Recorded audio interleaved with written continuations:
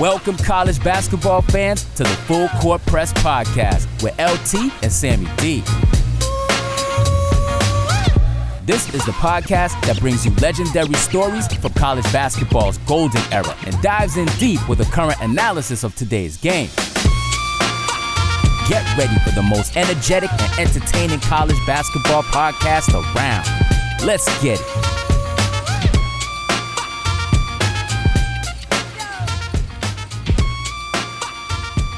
Hello and welcome to another Full Court Press, a college basketball coaches show powered by the Full Court Network. Luke Taylor going one-on-one with this coach. I don't know if we've ever had a Division I head coach of this magnitude. It's going to be hot. It's cool in Ohio. I'm in a basement wearing a hoodie. This coach has had 15 out of 16 seasons. He's had 20 wins or more.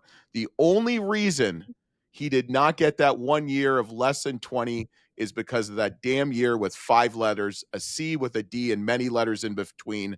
But we got Mississippi State head men's basketball coach Chris Jans to the Full Court Press. Welcome, Coach.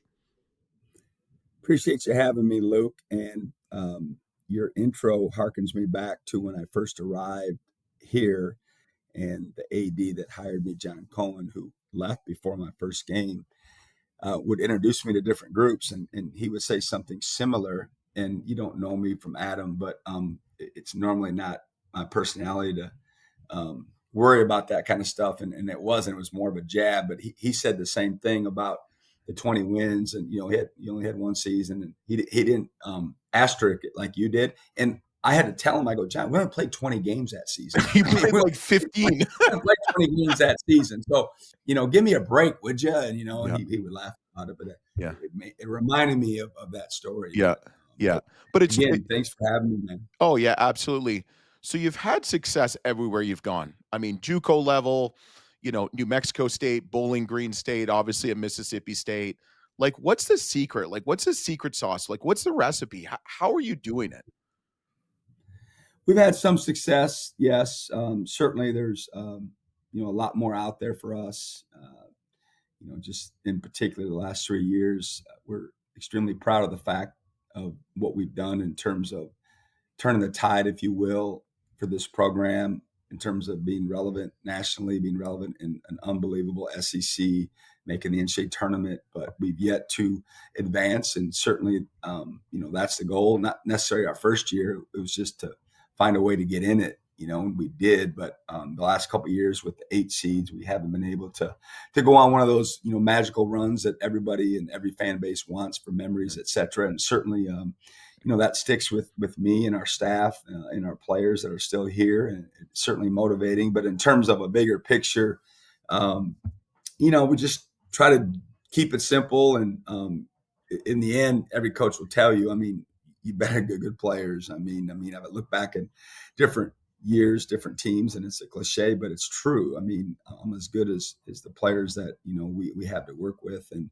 I've had unbelievable staffs. I think I take great pride in who I hire. I love that process. A lot of coaches don't, because it's time consuming and you have to tell so many people no, and make some really tough decisions, because supply and demand in this business is like a lot of others, a lot of supply, of people in it and wanting to move, et cetera. But I think I've always tried to surround myself with people that are smarter than me and have different skill sets than me.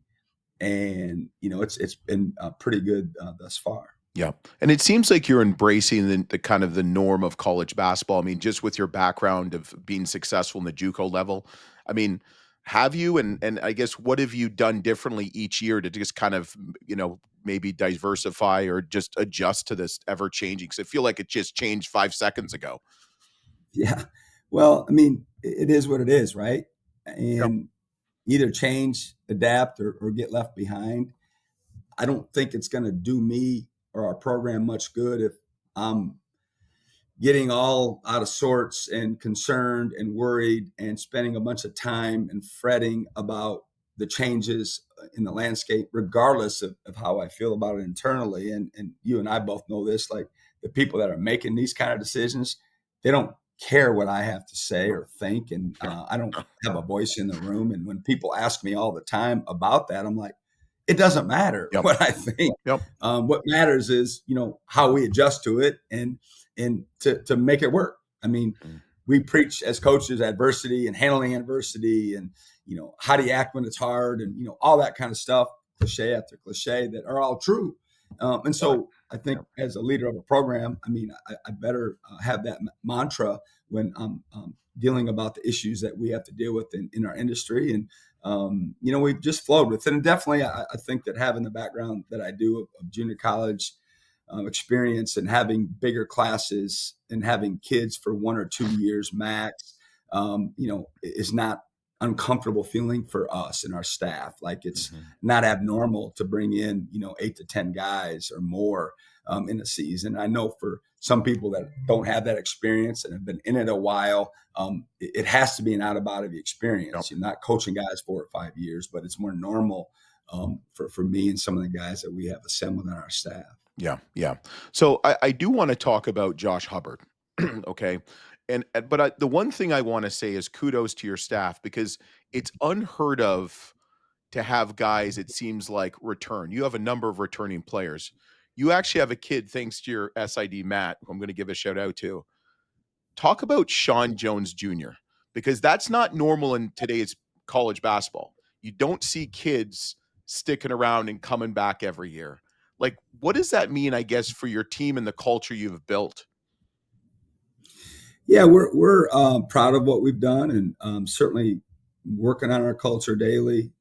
It's an important part of what we do. Sean Jones is a great example of that. We actually signed him.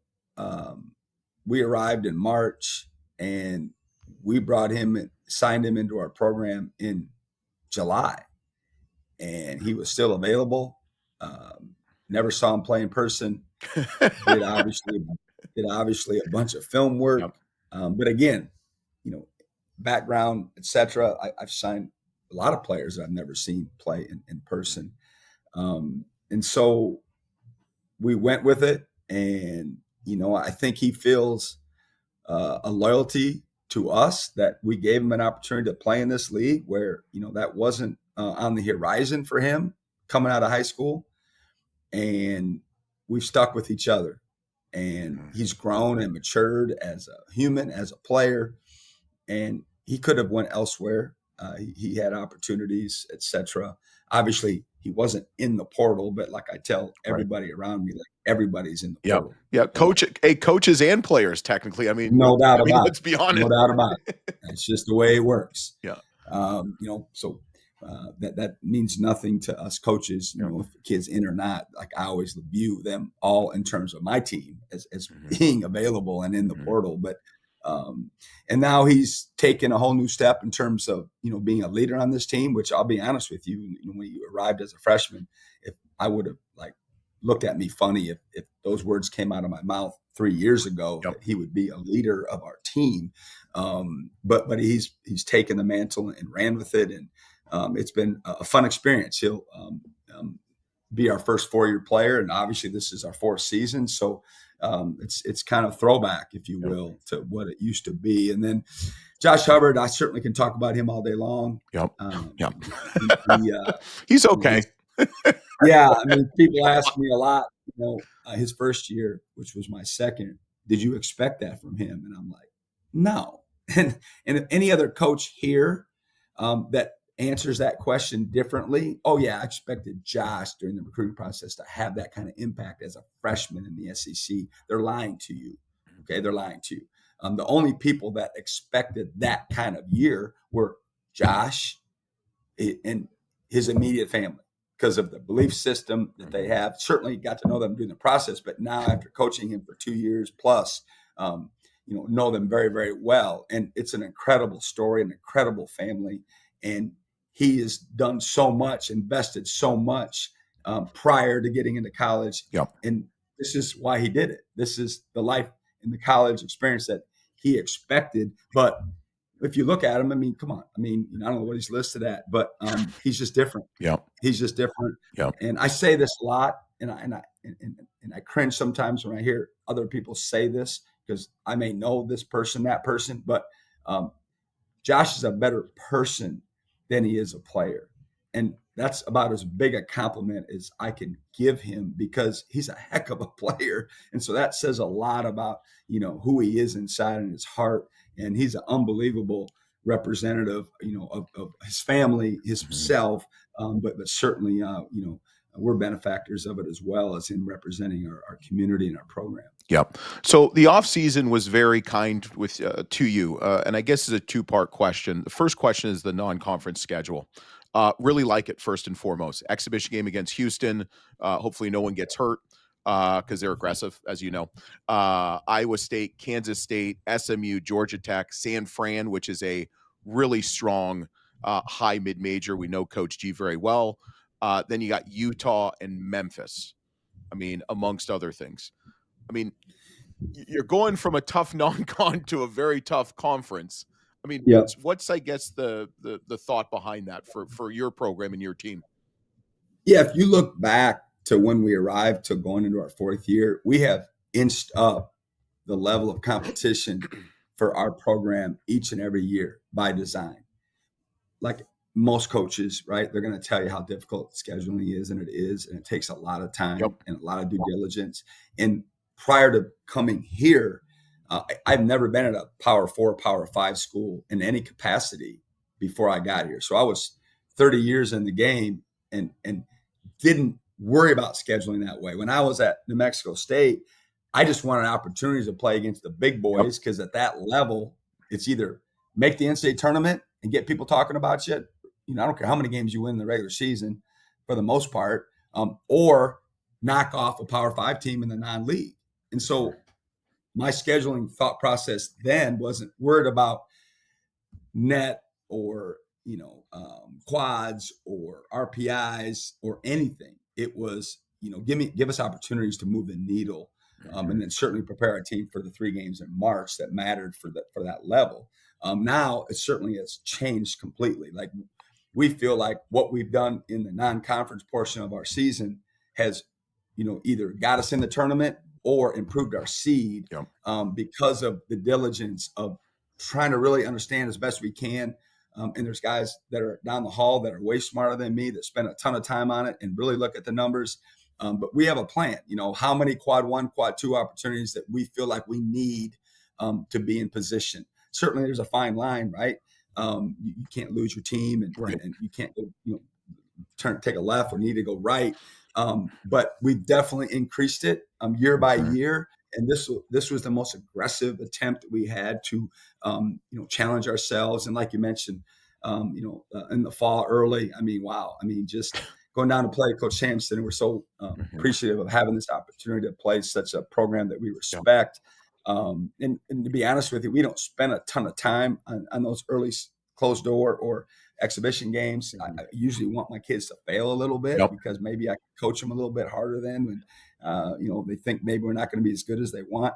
But this one may be a little bit different, because I definitely don't want to get embarrassed down there in Texas. Yep. Well, I mean, it's like the Cleveland Browns. The 1 year they're 4-0 in the preseason, I think they won 1-17. So you don't want to get too ahead of yourself in the exhibition games. I really like your kind of roster configuration. Players coming back with players are coming in. I mean, I'm a big fan of Jaden Epps when he was at Georgetown, especially. Quincy Ballard's almost averaged double-double in points and rebounds, a big kid from Wichita State. But the kid I'm really excited for you, and obviously a lot of your freshmen, not just this kid, but all of them, but this kid in particular is Achor from who is at K-State. I remember watching him for Coach Alexander at not Coach Alexander. He was at Samford, not a Coach Alexander. He's at Belmont. My bad. Buckyball. Yeah, Buckyball. Tell me about kind of the thought process, but by putting this kind of puzzle together for the team. Like every year, right? You're trying to make the pieces fit.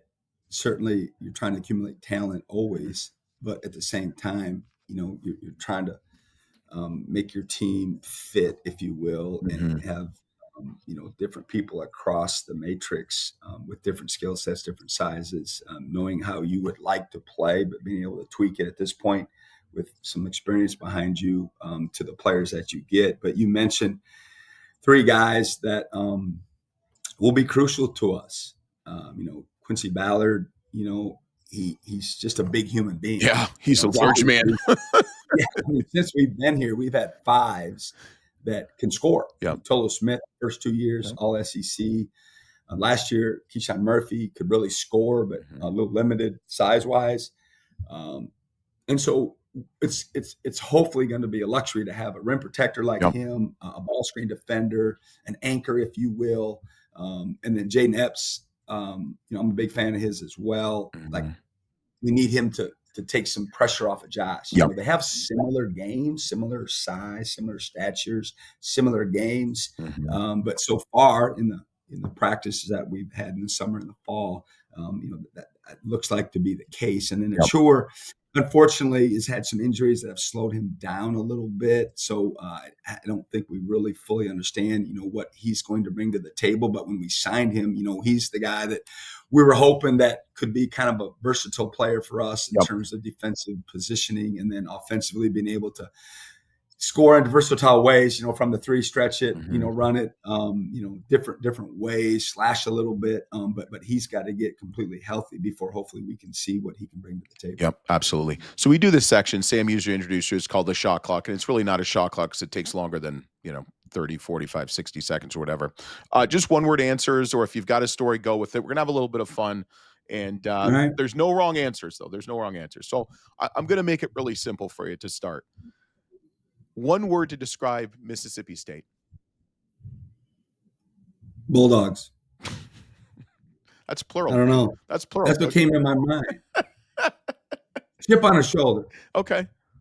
This fan base has a chip on their shoulder. Okay. Yeah. I love. I can see that. I like that. Okay.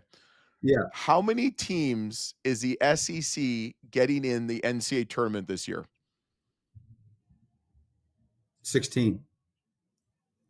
That's cold, Coach. Wrong answer? No, there's no right or wrong answer. There is. Okay, 16. I mean, Coach The Flynn. way I look at it, when I look at the rosters and I walk around in July and look at these coaches, I know. I'm like, they think they're getting in. They think they're getting in. Yeah. They think they're getting in. There ain't a program in our league right now that doesn't think they deserve and have the roster good enough to get in the NCAA tournament. Isn't that scary? And I felt like that a year ago. Yep. I remember sitting down in July with the colleague. I going, we were at a place where most of the schools were in there. I'm like, look around and tell me which one of these programs, because you look at a school, you'll think about who they got.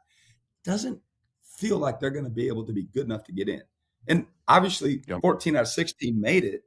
That's be unreal. Yep. But there was a time last year, and unfortunately I followed it a little bit closer than I want to admit, where it may have had a chance. You know what I'm saying? But realistically, I don't know, 12. Okay. So you're going away from your original answer of 16. Okay, that's fine. All right. Yeah, I mean, I like to be honest. Well, yeah, that's good. One word to describe the SEC. Just use one word. Ferocious. It's just unrelenting. Yep.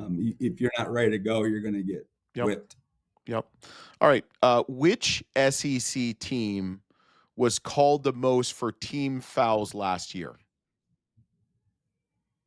That's a great question. I'm obviously not a huge stat guy because I didn't just spit it out.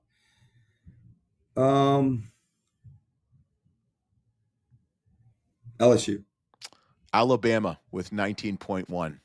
You guys were 9th with 17.4. Who do the officials like the best, or who got called the least amount of team fouls last year in your conference? Which coach you think works the officials the best? That's not the same question. Right? That's not the same question. That's a different question. Come on, man. I'm going to answer the first one. Maybe I don't think I'll answer the second one. Florida. Tennessee. That's crazy. 15.5 fouls, team fouls per game. Well, you know what? That speaks to Coach Barnes's expertise in coaching, because his teams play so hard and get after you that maybe he's the answer to 1B question. I don't know. Yeah, maybe. I mean, this is I like the comeback. I mean, I know about Loras College. You didn't know that. Oh boy. I didn't go there. Wow. You might have noticed me from KFXA, KFXB, Dubuque, Iowa, Fox News, first ever TV job. I know about Dubuque.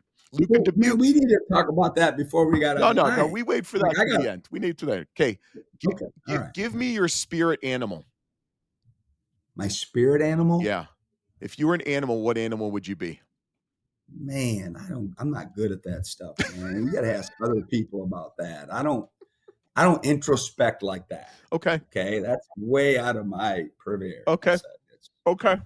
We'll work on that one. I'll ask your assistant I'm gonna coaches. choose pass. You told me I got a pass. Okay, you get one pass. All right. This is an easy one because you live this. Give me your funniest recruiting story. Oh gosh. I mean, it can't be like Coach Sampson blew up a toilet at a recruit's house, but other than that. Yeah, I probably wouldn't admit that. If I know. And then he admitted another one too. It's like, come on, Coach. Well, he's in a position where he can probably do that and get away with it. Yeah. You ever gone to have you ever gone to wrong cities? Have you ever run through a screen door? I remember when I was recruiting on the road. It wasn't that funny, but it is as you look back. I was recruiting on the road, and I was actually in the same city where we had kids flying in to where I was coaching at. And I remember getting to the airport and checking in, and this is years ago. And old school, had a bag, all that, and I see the kids checking in. And I could tell they were having problems. And come to find out that someone on my staff who was in charge of it didn't book their tickets at all properly, whatever. So they had no flights. And so I'm sitting there at the check-in, and their parents are outside, and there's two of them. And I don't know what to tell them. I'm like, I'm sorry. And of course, you can imagine the phone call back to campus wasn't a fun phone call for me or for them. And but the good part of the story is we got the players eventually. We survived that situation, which is amazing. But that was a very odd and awkward. And over the years, we've had a lot of fun, with that story, sharing it. Some friends and colleagues that we have now that was involved in that situation. Yeah, that sounds like an uncomfortable situation that actually worked out okay. Yeah, no doubt. Had a good ending. Yeah. So since you don't introspect too much, what would your walkout song be? My walkout song? Your walk-up song. So if they were in studio, now coming to the floor, Coach Jans, what's that song? Yeah. What's your song? I can't help it. It's too cliche, but I guess Drake started from the bottom. Oh, love it. Yep. That's good. Yeah. Yeah. You passed. You didn't. Yeah, I don't like that introspection stuff. No, I know. It's okay. So it requires that a little bit. Well, I mean, you don't, but it also, it's fun, but what have you. But Coach, thanks so much. Last question I want to ask you before we let you go. How excited or what can Bulldog Nation expect from the 2025-2026 Mississippi State Bulldogs men's basketball team this year? I would tell you that in the summer, I'm always concerned. I think most coaches are, especially if they have a defensive mentality, right? Yep. I was told by someone, I don't know if we have a time limit here, but I was told by a football coach that I got to know here. And he talked about life expectancy. And he's like, you understand offensive coordinators in football compared to defensive coordinators in football. Once they become head coaches, the offensive coordinators live longer because of their demeanor, and they're more happy, forward-thinking. Defensive coordinators are always keenly aware of what's going on, anxious, trying to put out fires and stressed. And if you really look around the landscape of college football, there's some truth to that, right? And how they look as they age, etc. But I lost my train of thought. What can Bulldog Nation expect? Oh yeah. I'm sorry. Yeah. So this summer, I say all that because I'm always worried and concerned. But Yep. this summer, I remember telling some of my coworkers, like, man, I'm nervous. I don't know, man. Like, I don't know if we're going to win a game. Like, we are struggling, man. We had a topsy-turvy summer. And now we've had 3 practices since we've gotten back. And, man, like, the togetherness that these kids have shown, the coachability that they've shown, their energy that they're creating amongst themselves. There's some more pop in the gym than there was in the summer, and I'm way more optimistic now than I was in the summer. And so I think this team is shown some early stages of, playing for each other and believing in each other. And leaving it on the floor and all those things that coaches want to do. Certainly, I have no idea how it's going to look in November, but I'm more excited now, than I was since we began this journey back in the first week of June with this particular group. So from someone that usually looks at more of what we need to get better at than what we're really good at, we've shown some good signs of what we could be. Yep. Okay. That's fair enough. I was getting a little bit. Sorry about the lost train of thought. Yeah, it's okay. It's okay. How am I tying this together again? But I want to go back to Loras College. I know. I know. Fun fact. Okay. So the new president at Loras College, you know his name? No. Come on, man. I don't. You're a Dubuquer. Well, I mean, I was born and raised. I was there for like a year. Okay. Right, fair enough. You look like, like you're extremely, extremely intelligent, maybe have a photographic memory or something. Wrong person. Sam's not on here. All right. His name's Mike Doyle. And he was my college roommate for 2 years. And now he is the current and new president at Loras College. So that's pretty cool. Yeah. Yeah. When are you guys going to play Loras College? Good question. But I wish you wouldn't have brought that up because now he's going to hear about that and start. Well, it's physically impossible to do that now. But Coach, you're going to stick this on. Year. Yeah, well, yeah, this year. You're going to coach on. You're going to stick on for one more second. Thanks for listening. Thanks for watching. Really excited for Mississippi State basketball with Coach Jans. He's a winner, and hopefully, no pressure, he can get that 16 out of 17 20-win seasons. Really good squad. Really good non-conference schedule. Really good schedule in general. Thanks for watching. Thanks for listening. Follow us on all our social media handles at the Full Court Network. We'll be back next week on the Full Court Press College Basketball Coaches Show.